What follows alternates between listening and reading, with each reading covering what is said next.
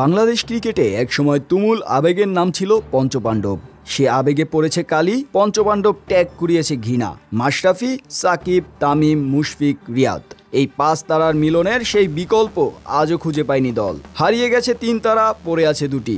একটি তারা আজও জ্বলছে, নিভে নিভে জ্বলে উঠছে বারবার। সে তারার নাম মাহমুদুল্লাহ রিয়াদ, সাইলেন্ট কিলার রিয়াদ। পঞ্চপাণ্ডব আমলে 5 জনের মাঝে সবচেয়ে কম আলোচিত ছিলেন এই রিয়াদই।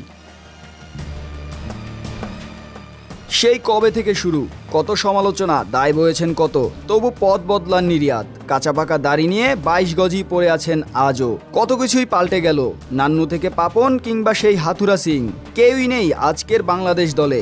সাকিব দলে তো দূরে থাক, দেশে ফিরতে পারবেন কবে তাও অনিশ্চিত। রাজনীতির আগুনে পুড়েছে মাশরাফির বাড়ি, পুড়েছে ক্যারিয়ারের ট্রফিগুলো। দলের বাইরে তামিমও নানা নাটকীয়তায় হয়েছে নিন্দিত। দীর্ঘ অতীত থেকে খুঁজলে বাংলাদেশ ক্রিকেটে দুটো তারাই খুঁজে পাবেন যারা আজও জ্বলছে। এই তারাদ্বয় রিয়াদ এবং মুশফিক। সম্পর্কে তারা ভাইরা ভাই, দলের গুরুজন হয়ে ছোটদের নিয়ে এগিয়ে চলেছেন।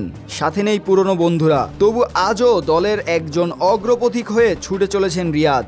রেকর্ডেও নাম লেখাচ্ছেন ক্যারিয়ারের শেষ ভাগে এসে। রিয়াদের পথ চলায় আছে উত্থান, আছে পতন, আবার ঘুরে দাঁড়ানোর গল্পেও এই রিয়াদ অনন্য। রিয়াদ বারবার ফিরে আসেন ফিনিক্স পাখি হয়ে। কেউ যখন পারে না, তখন কিভাবে যেন জ্বলে ওঠে এই তারাটি। তাই জানতে ইচ্ছা হয়, রিয়াদকে প্রাপ্য সম্মানটা দিতে পারবে কি বাংলাদেশ?